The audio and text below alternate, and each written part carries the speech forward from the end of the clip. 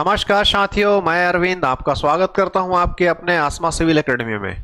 साथियों, पहले तो आप सभी को गणतंत्र दिवस की हार्दिक बधाई और ढेर सारी शुभकामनाएं। साथियों, गणतंत्र दिवस हम क्यों मनाते हैं? गणतंत्र मतलब हमारा जो भारत राष्ट्र है वो एक गणतांत्रिक राष्ट्र है। गणतंत्र का अर्थ होता है एक ऐसा शासन जिस शासन पर उस राष्ट्र की समस्त जनता का अधिकार हो, या दूसरे शब्दों में कहें ऐसा देश जिस देश के ऊपर जनता ही शासन करती है, अर्थात एक लोकतांत्रिक राष्ट्र। हमारा जो भारत देश है बेसिकली एक लोकतांत्रिक राष्ट्र है जी। यहाँ पर जो सरकार सत्ता पे केंद्र पे जो बैठी हुई है उसको हमने ही बनाया है। तो साथियों, जो हमारा संविधान जो था आज ही के दिन 26 जनवरी 1950 के दिन क्या हुआ था जी? लागू किया गया था। साथियों, 26 जनवरी 1950 को ही हमारा संविधान क्यों लागू हुआ था? हमारा संविधान तो जो है 26 नवंबर 1949 के दिन अंगीकृत हो गया था, पूर्ण रूप से बन करके तैयार हो गया था। साथियों, ध्यान रखिएगा कि जो है 26 जनवरी 1930 को जो है हमने पहली बार स्वाधीनता दिवस मनाया था।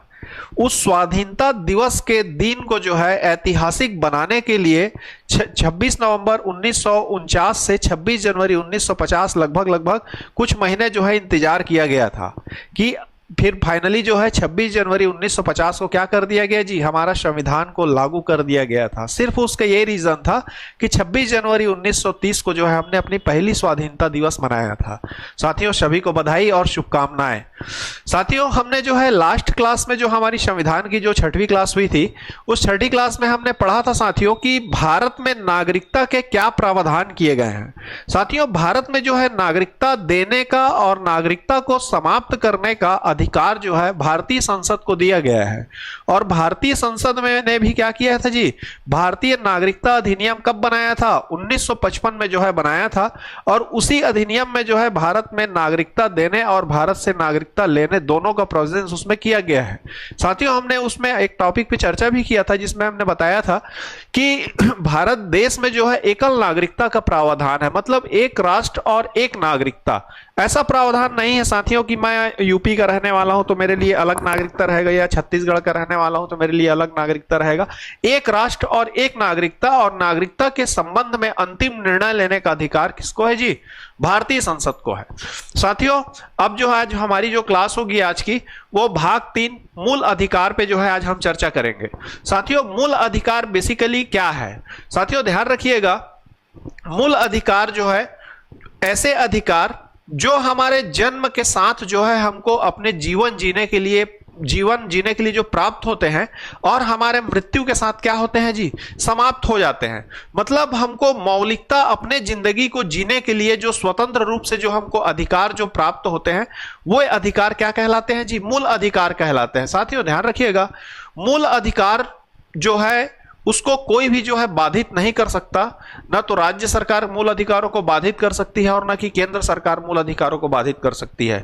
साथियों, मूल अधिकार का जो एक्चुअल जो इतिहास है, ऐसा बोला जाता है कि ब्रिटेन में जो है सबसे पहले मूल अधिकार को जो है विधिक रूप से पारित किया गया था, जो कि सन 1215 में मैग्ना कार्टा चार्टर के द्वारा जो है लाया गया था।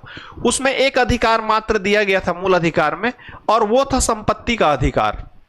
और वैसे देखा जाए तो हमारे भारतीय संविधान में भारतीयों के मूल अधिकार के लिए जो सबसे पहले जो घोषणा की गई थी वो कांग्रेस के कराची अधिवेशन 1931 में की गई थी, जिसके अध्यक्ष कौन थे जी? सरदार वल्लभ भाई पटेल थे। और वैसे जो हमारा जो मूल अधिकार है बेसिकली जो आया है, जो संविधान में अपनाया गया है, वो अमेरिका के बिल ऑफ राइट 1789 से क्या होता है जी? मिलता जुलता है।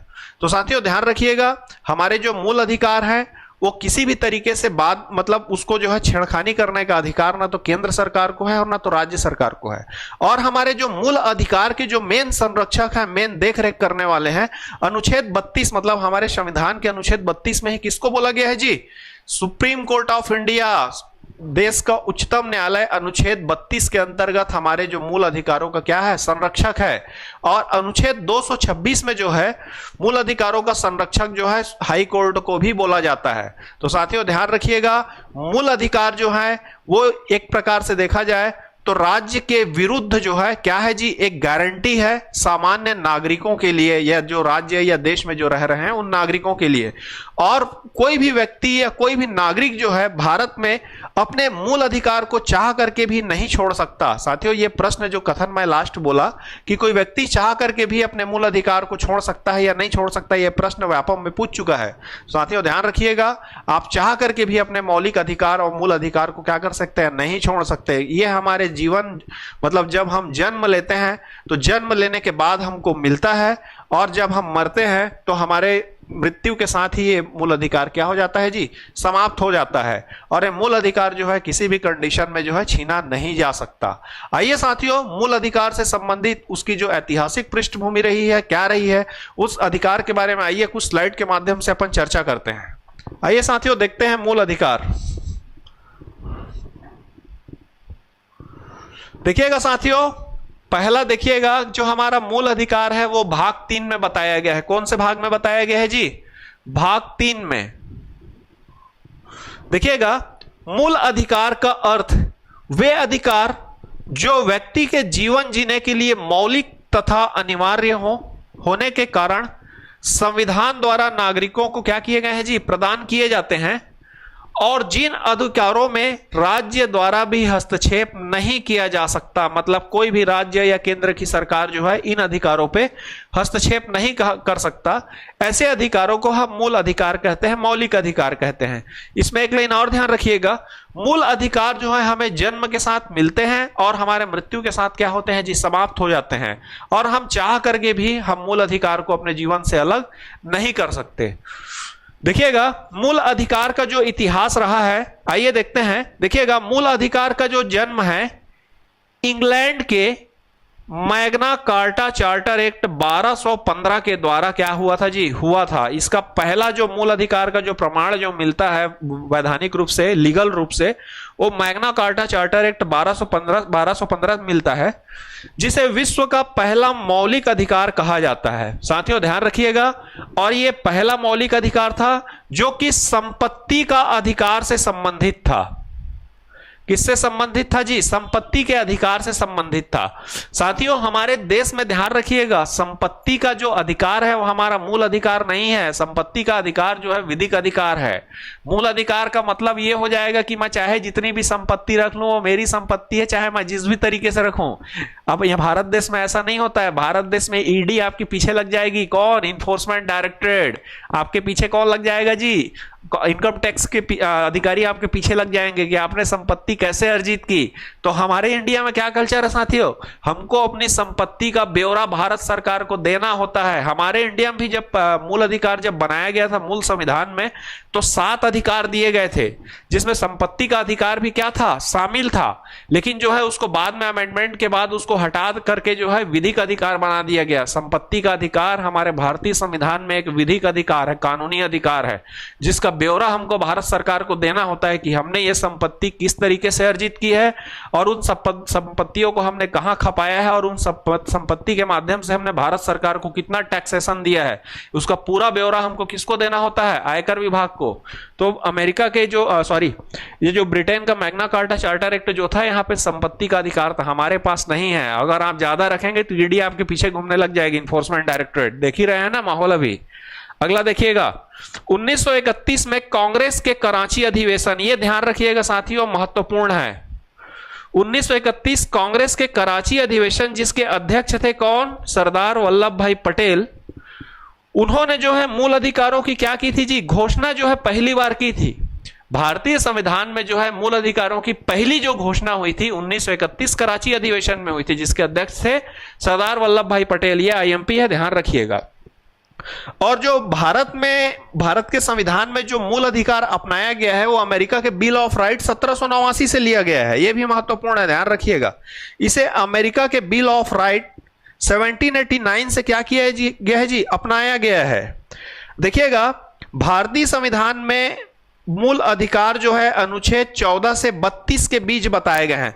देखिएगा, यहां मूल अधिकार 12 से 35 लिखा गया है साथियों, लेकिन ध्यान रखिएगा 12 और 13 जो है मूल अधिकार, इसमें कोर नहीं है, क्योंकि इसमें राज्य की परिभाषा बताया गया है आर्टिकल 12 में और आर्टिकल 13 में कि जो है मूल अधिकारों की रक्षा न्यायालयों के द्वारा किस तरीके से की जाती है। ये दोनों जो है थोड़े से मूल अधिकार से हट गए हैं, लेकिन इसको समाहित किया गया है, क्योंकि 12 में जो है राज्य की परिभाषा है और आर्टिकल 13 जो है वो एक प्रकार से न्यायालय का हस्तक्षेप है। इसमें सुप्रीम कोर्ट ऑफ इंडिया या हाई कोर्ट ऑफ स्टेट्स के बारे में वर्णन दिया गया है।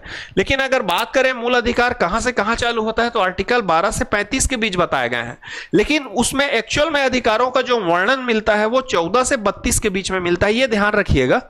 उसके बाद देखिएगा मूल अधिकारों में अनुच्छेदों की जो संख्या है टोटल कितनी है जी, 19 है।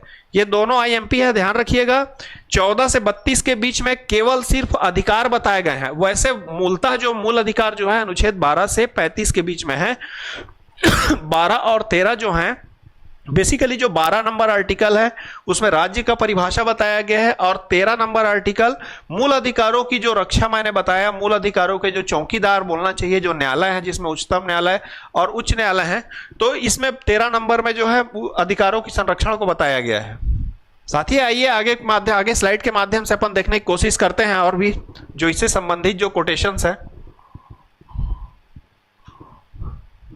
देखिएगा साथियों मूल अधिकारों की जो विशेषता है, देखिएगा मूल अधिकार जो है मूलतः साथियों, देखिएगा सबसे बड़ी जो विशेषता वो ये है कि मूल अधिकार जो है राज्यों के विरुद्ध जो है एक गारंटी है, किनको, नागरिकों को। और मूल अधिकार जो है साथियों ध्यान रखिएगा, कोई भी जो व्यक्ति या नागरिक जो है वो चाह करके भी क्या है, छोड़ नहीं सकते। साथियों ध्यान रखिएगा मूल अधिकारों को कुछ कंडीशन के आधार पर क्या किया जा सकता है जी, संसद से जो है रोका जा सकता है। लेकिन साथियों इतना आसान नहीं है, वो एक प्रोसीजर के माध्यम से होगा, जो कि संविधान संशोधन के माध्यम से होगा। जैसे आपातकाल, इमरजेंसी, 352 जो आर्टिकल है, मैंने 2-3 आर्टिकल जब संविधान में चालू कर रहा था तो ही मैंने क्लियर किया था कि कुछ 2-3 आर्टिकल 4 आर्टिकल जो भारतीय संविधान में है वो कहीं ना कहीं संघीय ढांचे को क्या करते हैं, क्षति पहुंचाते हैं। जैसे 352 है साथियों, जिसमें आपातकाल का वर्णन है। तो आपातकाल जब देश में लगता है, इमरजेंसी जब लगता है साथियों, तो मूल अधिकार क्या कर लिए जाते हैं, विलोपित कर दिए जाते हैं। वहां पर हमको घूमने फिरने निकलने आदि की स्वतंत्रता नहीं होती। जैसे एक जो आर्टिकल है अनुच्छेद 20 और 21, तो 20 और 21 जो है ध्यान रखिएगा साथियों आपातकाल के दौरान जो है निरसित नहीं होते। आइए इनमें कुछ जो है आर्टिकल्स की जो मूल अधिकार की जो विशेषता है उनके बारे में चर्चा करते हैं। देखिएगा मूल अधिकार को देश की मूल विधि अर्थात संविधान में स्थान दिया जाता है। इसमें संवैधानिक प्रक्रिया के अलावा किसी अन्य प्रकार से परिवर्तन नहीं किया जा सकता। सबसे बड़ी लाइन है साथियों, ध्यान रखिएगा। मतलब मूल अधिकार में अगर कोई चेंजेस करना है भारत सरकार को, तो प्रॉपरली वो जो संविधान संशोधन के माध्यम से ही होगा। और अनुच्छेद 368 में संविधान संशोधन के 2-3 प्रकार बताए गए हैं। उस 3 प्रकार में से जो दूसरा प्रकार है जो विशेष बहुमत से संशोधित होगा, मतलब साधारण बहुमत से भी संशोधित नहीं होगा। मूल अधिकारों में परिवर्तन करना संसद में भी इतना आसान नहीं है, इसको ध्यान रखिएगा। मूल अधिकार न्याय व वाद योग्य है, न्याय व वाद योग्य है। इसका लाइन को समझिएगा, न्याय व वाद योग्य का मतलब होता है मूल अधिकारों को लेकर के न्यायालय सुनवाई करती है। अगर मैं साफ शब्दों और छोटे शब्दों में बोलूं, अगर आपको ऐसा कभी भी प्रतीत होता है कि मेरे इस अधिकार का या मेरे को यह चीज मिलना चाहिए, मेरा अधिकार है, अगर आपके वहां पे मूल अधिकार का किसी भी प्रकार से हनन होता है, तो उस मूल अधिकार पे सुनवाई करती है कौन जी, अनुच्छेद 32 के तहत सुप्रीम कोर्ट ऑफ इंडिया और अनुच्छेद 226 के तहत हाई कोर्ट ऑफ स्टेट। ध्यान रखिएगा ये वाद योग्य है। अब देखिएगा मूल अधिकार जो है सीमित है जी, मूल अधिकार सीमित है और इनका एक सीमा है, ठीक है। अब देखिएगा मूल अधिकार राज्यों के कार्यों के विरुद्ध एक गारंटी है। यह सबसे बड़ा महत्वपूर्ण फैक्ट है, इसको ध्यान रखिएगा। इन्हें न्यायालय द्वारा गारंटी व सुरक्षा प्रदान की जाती है, जिसमें पीड़ित व्यक्ति अनुच्छेद 32 के तहत उच्चतम न्यायालय या सुप्रीम कोर्ट ऑफ इंडिया और अनुच्छेद 226 के तहत उच्च न्यायालय की शरण ले सकता है। साथियों ध्यान रखिएगा, यह पॉइंट महत्वपूर्ण है। देखिएगा अनुच्छेद 32 मतलब उच्चतम न्यायालय सुप्रीम कोर्ट ऑफ इंडिया और अनुच्छेद 226 के तहत उच्च न्यायालय, इन दोनों ही आर्टिकल्स के तहत न्यायालय को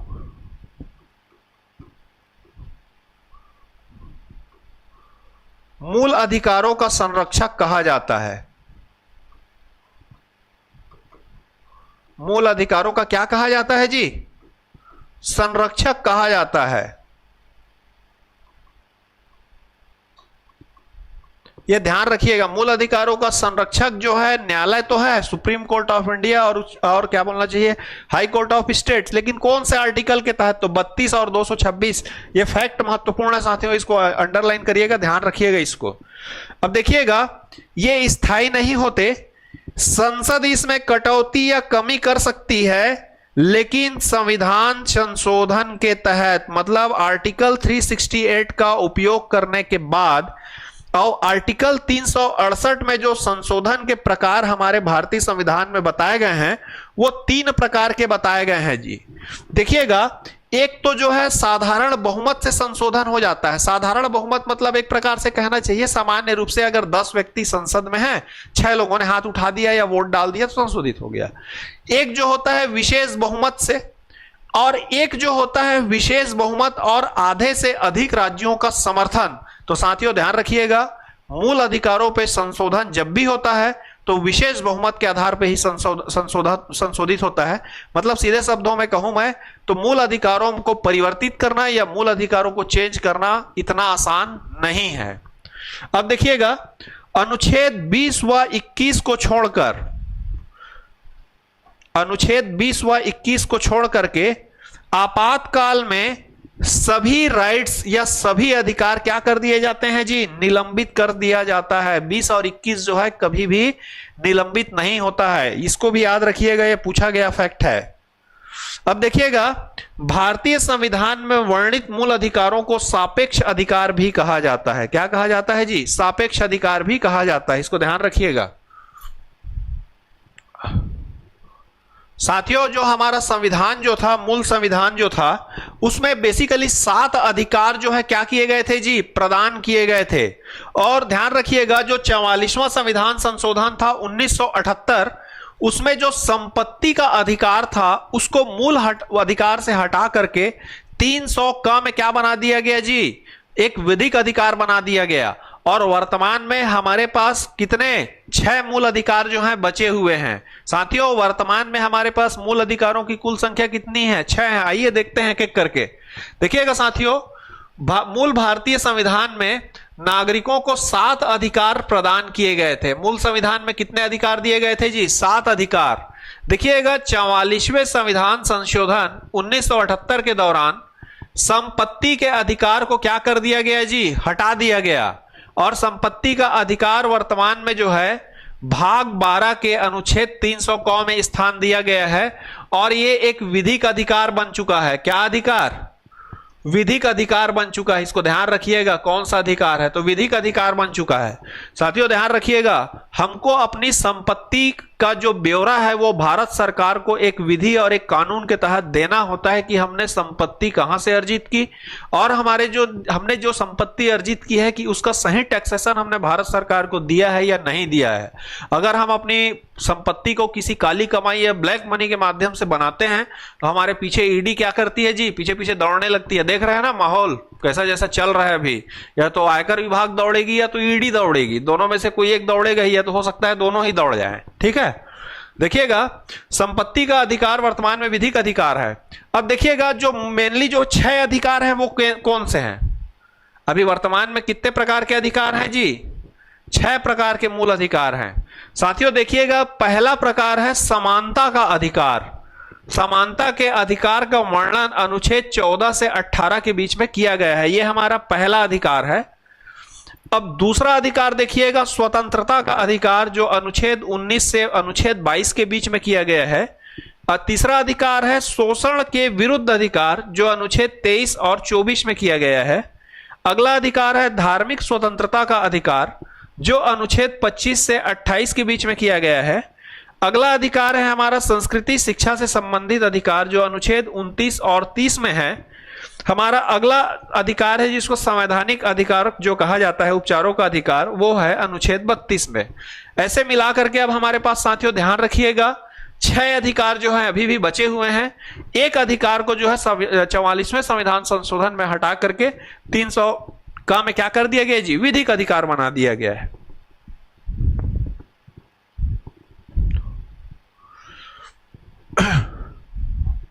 साथियों देखिएगा अनुच्छेद 12 में जो है साथियों राज्य की परिभाषा बताई गई है, और राज्य से संबंध मतलब आप उसको सिर्फ स्टेट से मत जोड़िएगा जी, कहीं ना कहीं वो संघ से जुड़ा हुआ है, या संघ की परिभाषा या राज्य की परिभाषा उसको डिफाइन किया गया है।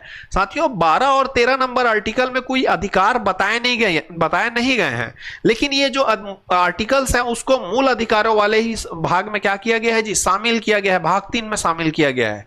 साथियों ध्यान दीजिएगा, जो आर्टिकल 12 है वो कहता क्या है, ध्यान दीजिएगा। देखिएगा राज्य शब्द निम्नांकित है, मतलब इसमें जो है राज्य शब्द जो है यूज किया गया है। देखिएगा भारत की सरकार व संसद, भारत की सरकार व संसद मतलब सीधा सीधा कार्यपालिका व विधायिका। उसके बाद देखिएगा राज्य की सरकार व विधानमंडल, कार्यपालिका व विधायिका। अब देखिएगा सभी स्थानीय प्राधिकारी व अन्य प्राधिकारी। साथियों ध्यान रखिएगा, ये व्यापम में पूछ चुका है ना, राज्य की परिभाषा कहां पर है, तो आर्टिकल 12 में जो है राज्य की परिभाषा दी हुई है, और राज्य की परिभाषा में न्यायालय शामिल नहीं है साथियों, ये सबसे बड़ी बात है। क्वेश्चन पूछा है व्यापम में, इसमें देखिएगा कहीं भी जो है न्यायालय शामिल नहीं है इसमें सिर्फ भारत की संसद और भारत के सरकार और संसद, मतलब सिर्फ मैंने पहले भी बता चुका है कि लोकतंत्र के जो आधार स्तंभ जो माने जाते हैं वो क्या क्या है जी, विधायिका है, एक कार्यपालिका है और एक न्यायपालिका है, और प्रेस को मानते हैं परिपाटी के रूप में।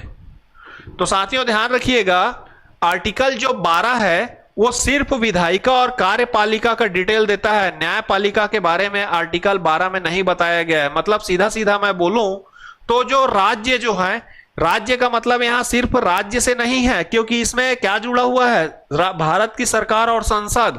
तो राज्य मतलब एक प्रकार से वो होल पूरा राज्य और केंद्र को एक साथ लेकर के बताना चाह रहा है।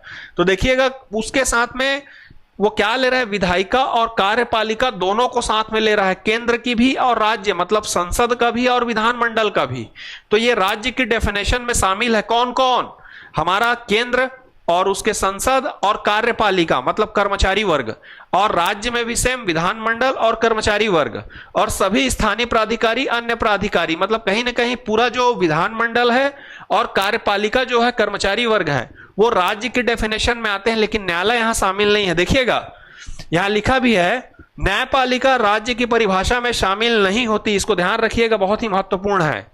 न्यायपालिका को सूचना के अधिकार के दायरे से भी क्या रखा गया है जी, बाहर रखा गया है। मैंने पहले ही बताया साथियों कि जो न्यायपालिका है भारत देश के संविधान में जो है न्यायपालिका में स्वतंत्र न्यायपालिका का प्रावधान किया गया है, उसमें जो है किसी भी प्रकार से संसद के कार्यवाही और संसद या विधानमंडल की कार्यवाही उनकी गतिविधियों पे एक दूसरे का कोई हस्तक्षेप नहीं है। ना तो संसद भवन के अंदर में न्यायालय की कार्यवाही पे टीका टिप्पणी होगी, और ना तो जो है क्या बोलना चाहिए, न्यायालय में जो है संसद की कार्यवाही की टीका टिप्पणी होगी। दोनों एक दूसरे के बारे में टीका टिप्पणी नहीं करते हैं। ध्यान रखिएगा हमारे यहाँ स्वतंत्र न्यायपालिका है और राज्य की परिभाषा में न्यायपालिका शामिल नहीं होता है। ये क्वेश्चन व्यापम में दो बार पूछ चुका है सीजी स्टेट में।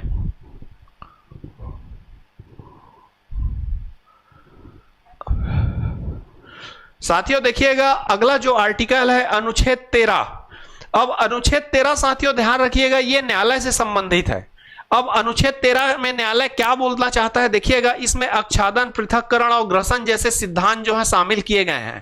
तो इसमें बेसिकली साथियों ध्यान रखिएगा, मैं अभी थोड़ा देर पहले चर्चा किया हूं आपसे कि हमारे मूल अधिकारों का जो मेन संरक्षक जिसको अपन मानते हैं अनुच्छेद 32 में उच्चतम न्यायालय है और अनुच्छेद 226 में हाई कोर्ट ऑफ स्टेट है। तो बेसिकली हमारे जो मूल अधिकारों के संरक्षक तो यही दो हैं। तो और मैंने यह भी बताया कि जो मूल अधिकार जो है वो राज्य के विरुद्ध क्या है जी, गारंटी है। राज्य के विरुद्ध गारंटी है, किनको दिए गए हैं, आम नागरिकों को दिए गए। तो अगर आम नागरिकों को कभी भी ऐसा लगता है कि हमारे यहां पे किसी अधिकार का हनन हो रहा है, या फिर कभी ऐसा लगता है कि राज्य सरकार या केंद्र सरकार द्वारा विधायिका के माध्यम से कोई ऐसा कानून लाया गया है जिसमें सामान्य आवाम के अधिकारों का क्या हो रहा है जी, हनन हो रहा है, तो जिस सीमा तक जो है मूल अधिकारों का हनन होगा राज्य विधायिका या केंद्र के संसद द्वारा बनाए गए कानून के माध्यम से, तो उन कानूनों पे न्यायालय क्या कर सकती है जी, हस्तक्षेप कर सकती है और उसको उस सीमा तक उन कानूनों को जीरो कर सकती है। यही कहलाता है ये पूरा जो आर्टिकल 13 आच्छादन पृथक्करण का सिद्धांत जो है ये पूरे न्यायालय से जुड़े हुए हैं। ये आच्छादन पृथक्करण का सिद्धांत हो, ये पृथक्करण मतलब अलग कर देना, आच्छादन मतलब उसको क्या कर देना जी, उसको मतलब हटा देना, मतलब वहां तक को डार्क कर देना। तो मतलब वो कानूनों को जीरो कर सकती है। इसमें पूरे पावर जो है किसको दिए गए हैं, न्यायालय को दिए गए हैं। आइए देखते हैं, देखिएगा मूल अधिकारों से असंगत या उनका अल्पीकरण करने वाली विधियां। असंगत, मूल अधिकारों से असंगत मतलब ऐसे अधिकार जो मूल अधिकारों को नुकसान पहुंचा रहे हैं, उन अधिकारों को अल्पीकरण मतलब उसका आधा कर देना या तो हटा देने वाली विधियां। देखिएगा अनुच्छेद 13 के तहत राज्य कोई ऐसी विधि नहीं बना सकती जो मूल अधिकारों को छीनती है या कम करती है या उससे बेमेल हो। अनुच्छेद 13 को मूल अधिकारों के रीढ़ की हड्डी कही जाती है, इसको ध्यान रखिएगा, मोस्ट आईएमपी है। मतलब मूल अधिकारों की जो संरक्षण जो न्यायालय करते हैं वो इसी के आधार पर करते हैं। देखिएगा अनुच्छेद 13 एक आच्छादन का सिद्धांत है, पृथक्करण का सिद्धांत है और 13(3) में विधि की परिभाषा है। साथियों ध्यान रखिएगा, ये जो है बेसिकली ये सिविल जज वगैरह जो परीक्षार्थी हैं उनके लिए ज्यादा महत्वपूर्ण है। ये हमारे व्यापम के दृष्टिकोण से महत्वपूर्ण नहीं है, आच्छादन पृथक्करण इसकी जो सिद्धांत है। लेकिन ये ध्यान रखिएगा साथियों, यही वो पैरामीटर्स हैं जिन पैरामीटर्स के माध्यम से न्यायालय क्या करती है जी, संसद या विधानमंडल के द्वारा बनाए गए कानूनों को विलोप कर सकती हैं, हटा सकती हैं उन कानूनों को जिन कानूनों में सामान्य आवाम के मूल अधिकारों का हनन होता है। देखिएगा आर्टिकल 13(4) 24वें संविधान संशोधन 1971 में जोड़ा गया है। इसमें न्यायालय ने विधि एवं संविधान संशोधन विधि में अंतर स्थापित किया है।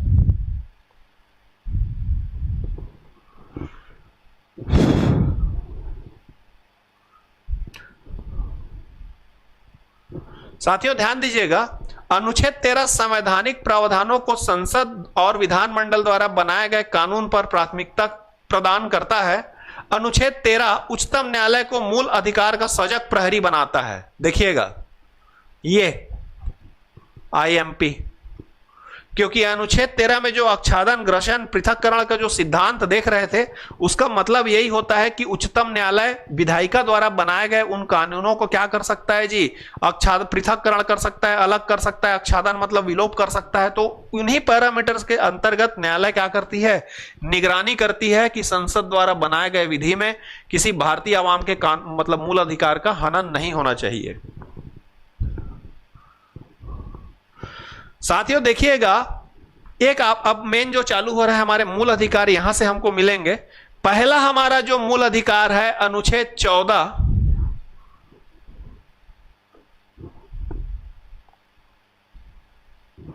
देखिएगा अनुच्छेद 14 में जो है समानता का अधिकार है, जो कि अनुच्छेद 14 से 18 के बीच में बताए गए हैं। अब देखिएगा साथियों, इसमें 3 बातें जो है कही गई हैं, वो 3 बातें कौन सी हैं।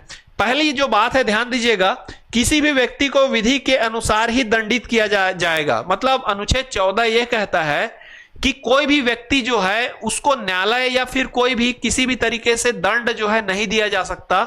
उसको अगर दंड देना है तो एक व्यवस्थित विधि विधान एक कानून के तहत ही दंडित किया जा सकता है। अब देखिएगा इसमें कहा जाता है कोई भी व्यक्ति जो है कानून से ऊपर नहीं होगा।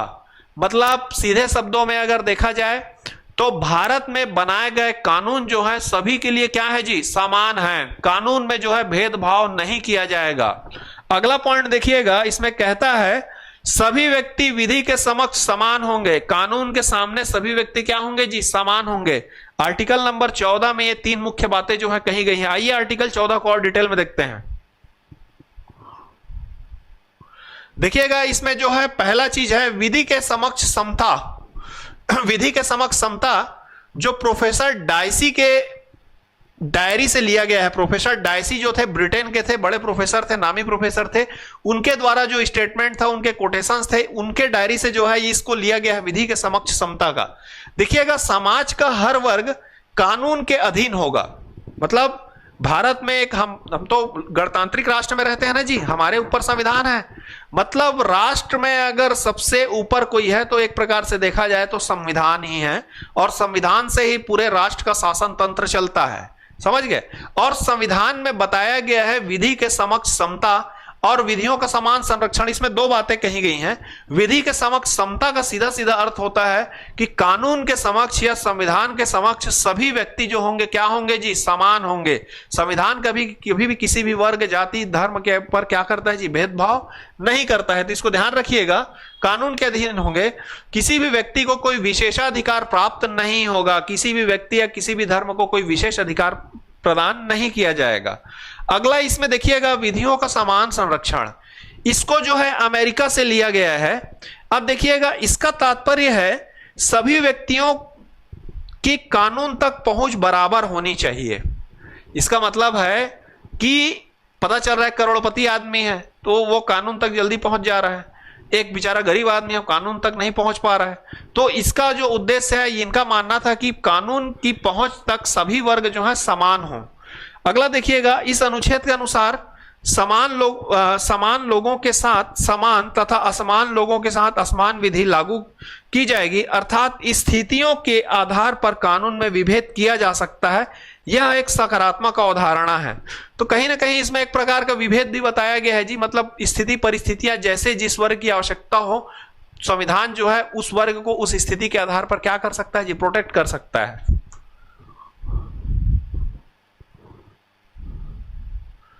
साथियों ध्यान रखिएगा कुछ अनुच्छेद 14 के अपवाद हैं। आइए साथियों कुछ अनुच्छेद 14 के जो अपवाद बताए गए हैं उन अपवाद के बारे में अपन चर्चा करते हैं। साथियों ध्यान रखिएगा जो राष्ट्रपति होते हैं, राष्ट्रपति भारत के प्रथम नागरिक कहे जाते हैं और राज्यपाल जो होते हैं राज्य के प्रथम नागरिक होते हैं।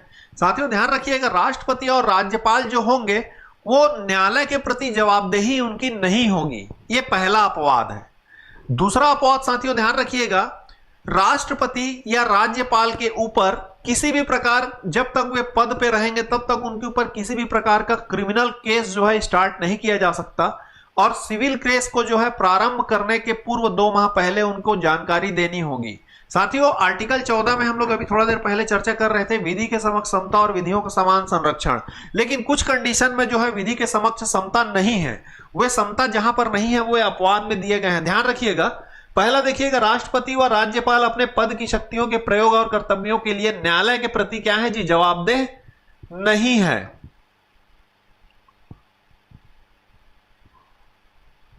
अगला देखिएगा राष्ट्रपति एवं राज्यपाल के विरुद्ध कार्यकाल के दौरान किसी प्रकार की दांडिक कार्यवाही, क्रिमिनल केस नहीं बनता। कौन सा केस नहीं बनता जी, क्रिमिनल केस प्रारंभ नहीं होगी। और देखिएगा राष्ट्रपति एवं राज्यपाल उनके कार्यकाल के दौरान अगर सिविल कार्यवाही चालू की जाती है तो सिविल कार्यवाही में उन्हें 2 माह पूर्व क्या होता है जी, सूचना देना होता है अनुच्छेद 361 के तहत। आगे देखिएगा संसद में या उसकी किसी समिति में संसद के किसी सदस्य द्वारा कही गई किसी बात को दिए गए किसी मत के संबंध में उसके विरुद्ध किसी न्यायालय में कोई कार्यवाही नहीं की जाएगी। अब ध्यान रखिएगा साथियों जो संसद के अंदर में या संसद भवन के अंदर में जो कार्यवाही होती है ना सांसदों के बीच में, वहां चाहे कुछ भी हो जाए, कितना भी विवाद छिड़ जाए, गाली गलौच हो जाए, जो भी हो जाए, संसद में तो देखते हैं कार्यवाही अपन दूरदर्शन में हाव हाव हाव हाव चलते रहता है, वहां नोक झोंक पक्ष विपक्ष का वार चलते रहता है। तो वहां पर जो भी बातें होगी, जो भी वाद विवाद होगा, वो जो है किसी भी न्यायालय में वहां के वाद को चैलेंज नहीं किया जाएगा, वहां के विवादों को जो है न्यायालय एक्सेप्ट नहीं करता। इसको ध्यान रखिएगा। देखिएगा राज्य के विधानमंडल में और उसके किसी समिति, विधानमंडल किसी सदस्य द्वारा कही गई किसी बात या दिए गए किसी मत के संबंध में उसके विरुद्ध किसी न्यायालय में कोई कार्यवाही चालू नहीं की जाएगी। यह भी एक महत्वपूर्ण तथ्य है साथियों, ध्यान रखिएगा। विधानसभा की कार्यवाहियों पर भी पक्ष विपक्ष में जो तकरार की स्थिति जो रहती है, वाद विवाद की स्थिति रहती है, तो ये सब जो केस है जो न्यायालय एक्सेप्ट नहीं करता, न्यायालय में चुनौती नहीं दिया जा सकता है सब केस को। ये जो है आर्टिकल 14 के अपवाद हैं। और आर्टिकल 14 में क्या बोलता है जी, विधि के समक्ष समता और विधियों का समान संरक्षण। तो ये अपवाद है आर्टिकल 14 के।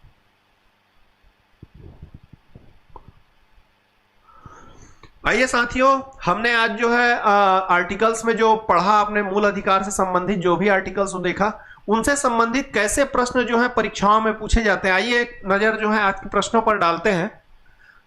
साथियों अभी जो हमारा पहला प्रश्न है, मौलिक अधिकार क्या होते हैं? ए वाद योग्य, बी अवाद योग्य, सी लचीले, डी कठोर। मैंने पहले ही बताया साथियों मौलिक अधिकार जो है वाद योग्य है, इनके आधार पर कोर्ट में चैलेंज किया जाता है।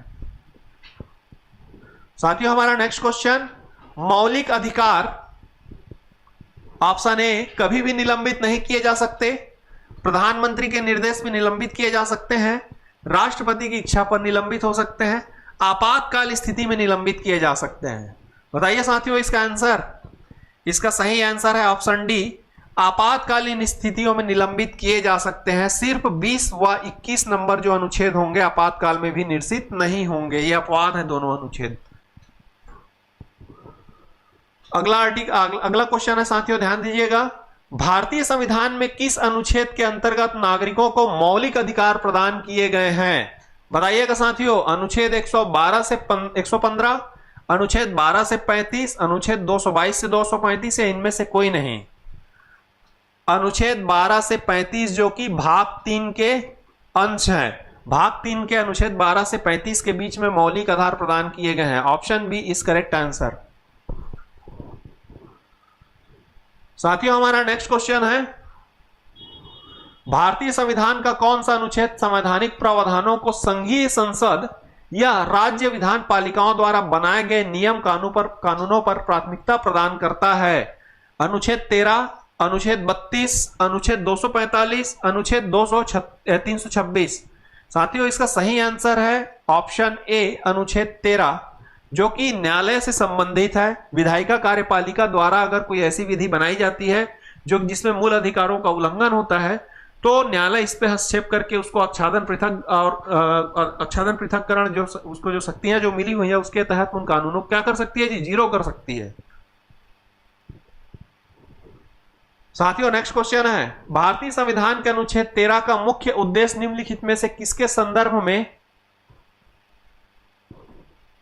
सर्वोच्चता सुनिश्चित करता है? देखिएगा, राज्य, इसका पहला ऑप्शन है राज्य के नीति निर्देशक तत्व, ऑप्शन बी मौलिक अधिकार, सी मौलिक कर्तव्य, डी उपरोक्त सभी। साथियों ध्यान रखिएगा, आर्टिकल 13 जो है एक प्रकार से न्यायालय को गारंटी देता है राज्यों के बनाए गए मूल अधिकार के विरुद्ध अगर कोई नियम राज्य या केंद्र सरकार बनाती है तो उसको जो है उनके विरुद्ध जो है गारंटी है। कौन? आर्टिकल 13, ये मौलिक अधिकार से संबंधित है। ऑप्शन बी इसका सही आंसर है। नेक्स्ट क्वेश्चन साथियों, भारतीय संविधान में समता का अधिकार 5 अनुच्छेदों द्वारा प्रदान किया गया है। ये है, देखिएगा, अनुच्छेद 16 से 20 समता का अधिकार पूछ रहा है, ध्यान रखिएगा। 16 से 20, अनुच्छेद 15 से 19, अनुच्छेद 14 से 18 या अनुच्छेद 13 से 17। साथियों इसका सही आंसर है ऑप्शन सी, 14 से 18 के बीच जो है समता के अधिकार दिए गए हैं, समानता के अधिकार दिए गए हैं, जिसमें 2 चीज थे, विधि के समक्ष समता और विधियों का समान संरक्षण। साथियों नेक्स्ट क्वेश्चन देखिएगा, भारतीय संविधान के निम्नलिखित अनुच्छेदों में से कौन सा विधायन सत्ता पर पूर्ण नियंत्रण लगाता है? साथियों अनुच्छेद 14, अनुच्छेद 16, अनुच्छेद 15 और अनुच्छेद 17 बताइएगा। यह है अनुच्छेद 14। विधायन सत्ता पर नियंत्रण लगाने का मतलब होता है साथियों कि विधि जो कानून जो होगा, कानून के समक्ष सभी समान होंगे, चाहे वो कहीं पर भी कोई भी बैठा हो, विधायक, मंत्री, चाहे कोई भी हो, कानून के नजर पे जो होंगे सभी क्या होंगे, समान होंगे। और कानून जिस तरीके से एक गरीब व्यक्ति के ऊपर जो कार्यवाही होगी वही कार्यवाही एक बड़े व्यक्ति के ऊपर भी हो सकती है। देख रहे हैं ना, राज्य में पकड़ा रहे हैं कोल ब्लॉक आवंटन घोटाला, कई प्रकार के घोटालों का खुलासा हो रहा है, तो सब बड़े बड़े कई मंत्री भी पकड़ाते जा रहे हैं, तो मंत्रियों के ऊपर भी क्या हो रही है जी, कार्यवाही तो हो रही है ना। तो आर्टिकल 14 के तहत विधि के समक्ष क्या है जी, सभी कोई समान है।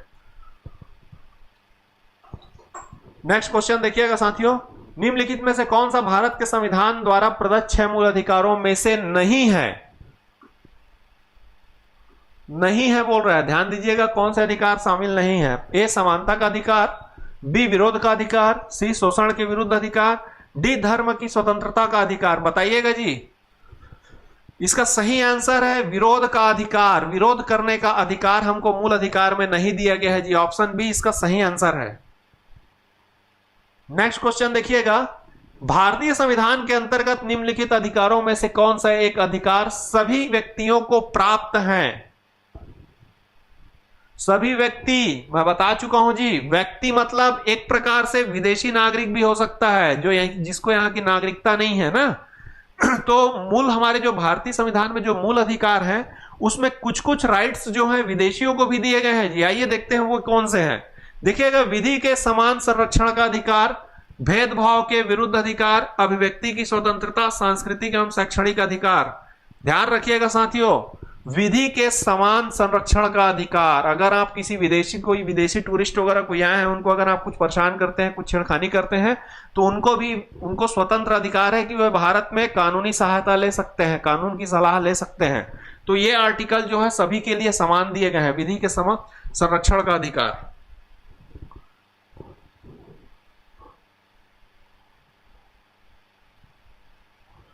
साथियों, हमारा अगला क्वेश्चन है, कांग्रेस के किस अधिवेशन में मूल अधिकारों की घोषणा की गई थी? साथियों, मैं उम्मीद करता हूं इस प्रश्न का जवाब मुझे कमेंट के माध्यम से देंगे। आशा करता हूं साथियों आज का क्लास आप सभी को जो है समझ में आया होगा। साथियों, अगर क्लास अच्छा लगे, पसंद आए, तो वीडियो को लाइक एंड शेयर जरूर कीजिएगा साथियों। थैंक यू साथियों।